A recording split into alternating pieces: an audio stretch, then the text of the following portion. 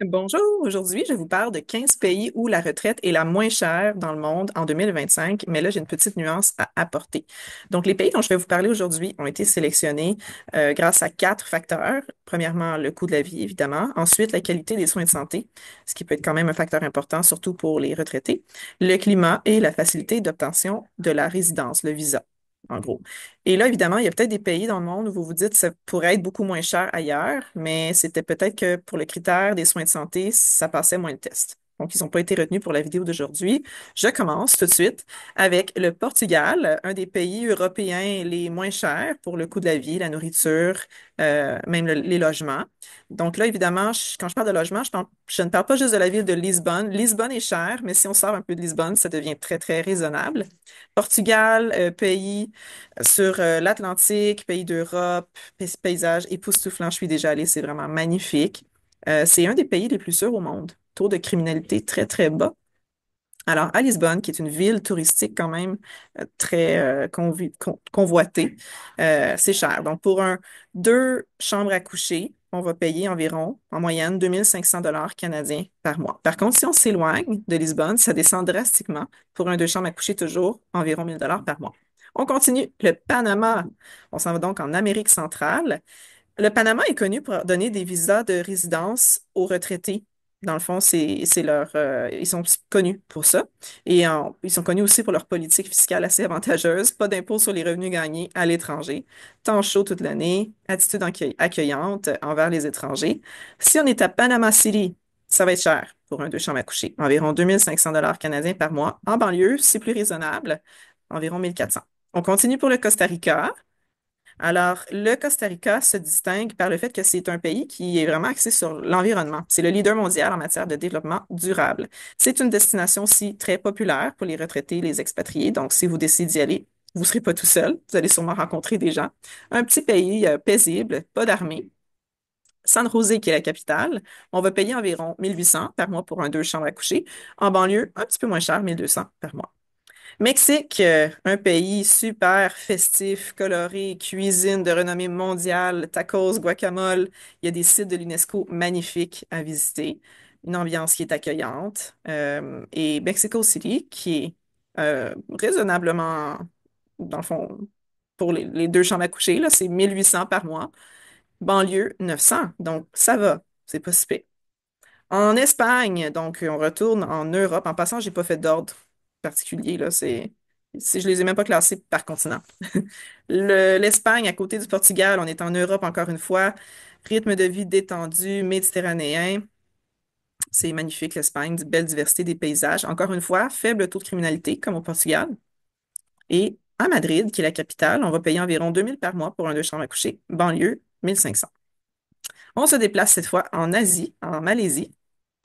Euh, la Malaisie se distingue par son tourisme médical. Donc, il y a les soins de santé sont tellement bons que les gens se déplacent juste pour se faire soigner en Malaisie. La capitale, c'est Kuala Lumpur. On va payer environ 1100 $ canadiens pour un deux chambres à coucher. Si on s'éloigne un petit peu, 900 $ par mois, c'est pas une grosse différence. Ça me paraît pas très cher. J'ai eu l'aide de ChatGPT pour chercher ces informations. C'est évidemment, si c'est une destination qui vous intéresse, à vérifier. La Colombie, je ne peux m'empêcher de penser à Pablo Escobar, mais je pense que le pays a beaucoup changé depuis qu'il est mort. D'ailleurs, il y a de plus en plus de retraités et d'expatriés, de nomades qui vont vivre, voyager en Colombie. Les gens reprennent confiance en la sécurité du pays. C'est un pays qui se distingue par son café de classe mondiale. Si vous êtes amateur de café, c'est peut-être une belle destination pour vous découvrir des nouveaux cafés. Et pas en banlieue, je veux dire, la capitale, qui est Bogota, on va payer environ 900 $ par mois. Puis en banlieue, un petit peu moins, 700 $ par mois. Tout ça me semble assez raisonnable. Les Philippines, ça a l'air beau. J'ai vu des belles photos de paysages. Il y a des plages, des îles. Les gens sont chaleureux, c'est chaud toute l'année. Et les Philippines, vous voyez, là, c'est toutes des petites îles en Asie du Sud-Est. La capitale, qui est Manila, on va payer environ 1300 $ par mois pour un deux chambres à coucher. En banlieue, un petit peu moins, autour de 1100 $ par mois. Le Vietnam, où je suis déjà allée, c'est super beau. Je suis allée à la baie d'Along. J'ai fait une petite croisière. Un pays d'Asie. Cuisine de renommée mondiale. Si vous aimez les soupes, le feu qu'on appelle, je pense. Je sais pas si je le prononce bien. Les sandwichs banh mi. Rouleau de printemps, c'est un pays quand même qui a de plus en plus d'expatriés qui décident d'y aller. Donc, il y a des communautés où vous pourriez vous rassembler avec des gens d'autres pays du monde. Croissance économique rapide, les infrastructures deviennent modernes. Hanoï, qui est la capitale, on va payer environ 1 400 $ par mois pour un deux chambres à coucher. Banlieue, c'est comme la moitié du prix, 700 $ par mois, c'est raisonnable. La Géorgie, un pays méconnu, et que j'ai découvert sur un blog justement un retraité qui se promène un peu partout dans le monde. Vous voyez, c'est un pays qui est en Asie, mais comme à l'est ici de la mer Noire. C'est un pays qui se distingue par ses politiques fiscales avantageuses pour les expatriés, mais il y a aussi de magnifiques sites de l'UNESCO à visiter. Et il y avait autre chose ici. Ah oui, c'est facile d'obtenir un visa de résidence pour les communautés d'expatriés. Ils cherchent en fait à attirer les gens à vivre en Géorgie. La capitale, je vais essayer de bien prononcer son nom, Tbilissi. On va payer environ 1 000 $ pour un deux chambres à coucher par mois. Si on s'éloigne un petit peu en banlieue, ça peut descendre autour de 700 $ par mois. Selon les photos que j'ai vues, c'est comme féerique. Belize. Je connais des gens qui sont allés au Belize, qui ont adoré. Paradis tropical de l'Amérique centrale, un pays anglophone, donc c'est un avantage. C'est plus facile de communiquer avec les gens, pardon, contrairement par exemple ben, l'Espagne, les gens parlent espagnol plus que l'anglais. Là, c'est pas tout le monde qui parle anglais. Mais bon, si on est au Belize, c'est vraiment plutôt anglophone. Aux Philippines aussi, d'ailleurs. Des politiques d'accueil pour les retraités et les expatriés.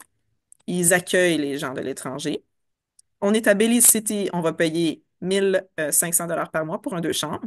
Banlieue, autour de 1 000 $. La Grèce, mon coup de cœur de voyage de tous les temps. La beauté de vie, le style de vie méditerranéen, les plus beaux paysages que j'ai vus dans le monde.